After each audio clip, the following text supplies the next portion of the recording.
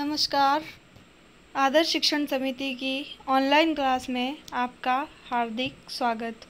आज हम पढ़ेंगे अध्याय 7 पौधों को जानें भाग 4।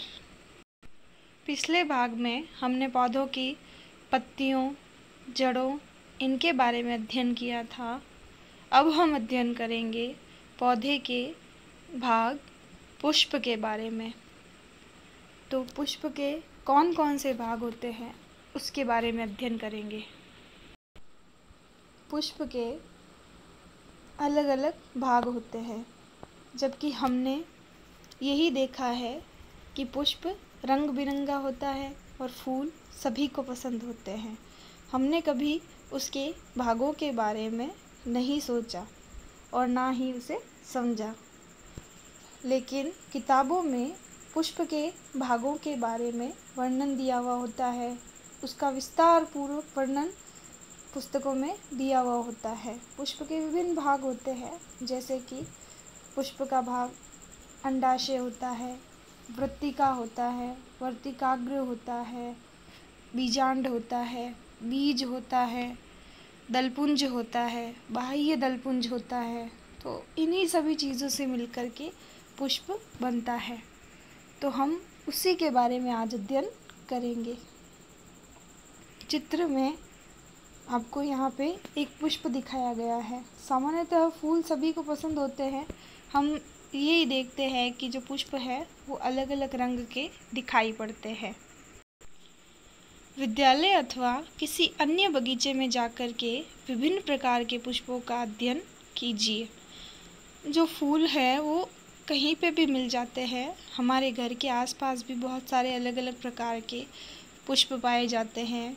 गेंदे के पुष्प, गुड़हल के पुष्प और कई सारे फूल अलग अलग प्रकार के मिलते हैं। सामान्यतः गेंदे का फूल हमें आसानी से मिल जाता है, क्योंकि जो भगवान की मालाएं बनाई जाती हैं ज़्यादातर गेंदे के फूलों से ही बनाई जाती हैं।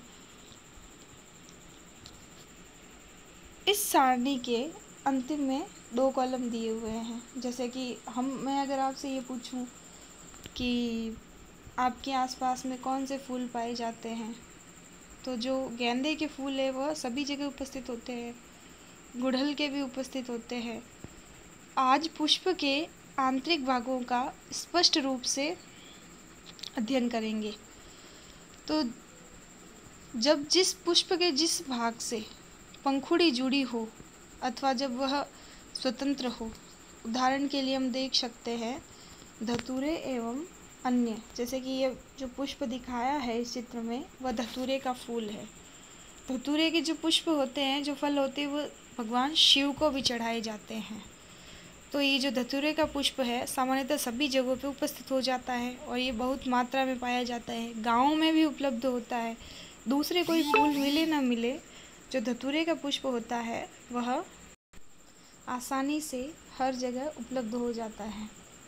तो धतूरे के जो पुष्प है वह घंटाकार पुष्प की पंखुड़ियों को लंबाई से काट कर के अगर हम उसके आंतरिक भागों को देखें, जो फूल हैं अगर उसको हम बीच में से काट करके, लंबाई में काटना है, अगर उसको काट करके हम देखें तो पुष्प के आंतरिक भागों को स्पष्ट रूप से देखने के लिए हम बाह्य दल एवं पंखुड़ियों को हटा सकते हैं। बाह्य दल जैसे कि ये जो पुष्प दिख रहा है इस चित्र में, इसके नीचे एक छोटा सा कीमे के समान जो कीप होता है उसकी आकृति का एक भाग दिख रहा है, इसको भी हटा सकते हैं। और ये जो ऊपर रंग बिरंगा सफ़ेद रंग का फूल के ऊपर जो पत्तियों वाला भाग दिख रहा है, जिससे सफ़ेद फूलों पंखुड़ियों से मिला करके ये फूल बना हुआ है, हम इसको भी हटा सकते हैं। अगर इन दोनों भागों को हटाएंगे तो पुष्प के अंदर का भाग हमें दिखेगा। तो पुष्प के आंतरिक भागों को देखने के लिए हम इसे हटा देते हैं, बाह्य दलपुंज और दलपुंज को। हम अपने पुष्प में पुंकेसर एवं स्त्री केसर को पहचानते हैं। इसमें विभिन्न पुष्पों में पाए जाने वाले विविध प्रकार के पुंकेसर, जैसे कि हम देखते हैं कि जब हम फूल को बीच में से काटते हैं तो उसमें उसके 2 भाग दिखाई देते हैं। एक तो स्त्री केसर दिखाई देता है जो आप देख सकते हैं कि जो पुष्प के बीच में बना हुआ है, निशान किया हुआ है, वह पुष्प का स्त्री केसर भाग है जो मादा जननांग कहलाता है। और जो पुंकेसर है, लंबे लंबे धागों के समान आपको दिखाई दे रहे हैं, यह पुंकेसर कहलाते हैं जो पुष्प का नर जननांग कहलाता है। इसके ऊपर जो संरचनाएं बनी हुई हैं, उन संरचनाओं को परागकोश कहते हैं। इन परागकोश में छोटे छोटे कण पाए जाते हैं, इन कणों को परागकण कहते हैं। तो ये पुष्प के विभिन्न भाग होते हैं जिससे ये पुष्प खिलता है, निषेचित होता है। तो ये भाग जो चित्र में दिखाए गए हैं, क्या आप पुंकेसर के दोनों भागों को पहचान सकते हैं? तो हाँ, हम पुंकेसर के भागों को पहचान सकते हैं। अपने पुष्प में पुंकेसर की संख्या ज्ञात कर सकते हैं। जो अलग अलग पुष्प होते हैं, सभी पुष्पों में जो पुंकेसर की संख्या होती है वह अलग अलग होती है। पुष्प के केंद्र में स्थित भाग को, जो मध्य में जो भाग होता है, उसे स्त्री केसर कहते हैं। यदि हम इस भाग को पूरी तरीके से नहीं देख पा रहे हैं तो हम पुंकेसर भी तोड़ करके हटा सकते हैं। फिर जो ये स्त्री केसर वाला भाग है, मध्य का भाग, यह आसानी से दिखाई देगा। पुंकेसर देख सकते हैं कि धागों के समान है, इसके ऊपर ये परागकोश बनाए हुए हैं और ये तंतु जैसे लगते हैं दिखने में। यह है स्त्री केसर जो मादा जननांग कहलाता है।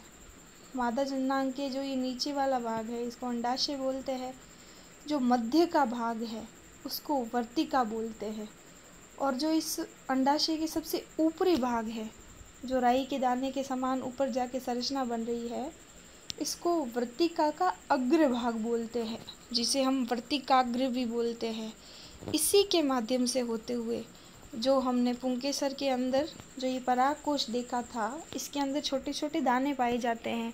ये दाने हवा के माध्यम से, मधुमक्खी के माध्यम से उड़ करके इस वर्तिका के अग्र भाग तक पहुंचते हैं और अग्र भाग तक पहुंचने के पश्चात यह इस अग्र भाग से चिपक जाते हैं। जैसे ही ये इस अग्र वर्तिका के अग्र भाग से चिपकते हैं, वैसे ही इस अंडाशय के अंदर इस वर्तिका जो ये दिखाई दे रही है, इसके अंदर एक नली का निर्माण होता है।